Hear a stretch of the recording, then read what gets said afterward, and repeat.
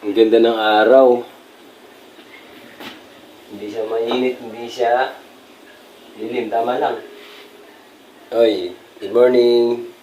Araw ng Biyernes na naman ngayon. Hindi pa sahod. Kasi tuwing Sabado ang sahod. Kaya kailangan pumasok lang.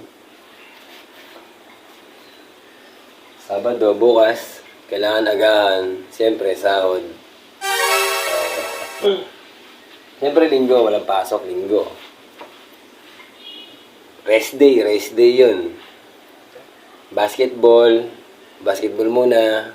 Woo! Tapos, pagdating ng Lunes, papasok kaya. Malalaman, pasok. Kailangan pumasok, di ba? Magsipag tayo ngayon. Habang may pasok, huwag natin sayangin. Pag nawala ka na ng pasok, tenga ka na naman. Wala na naman pera. Di ba?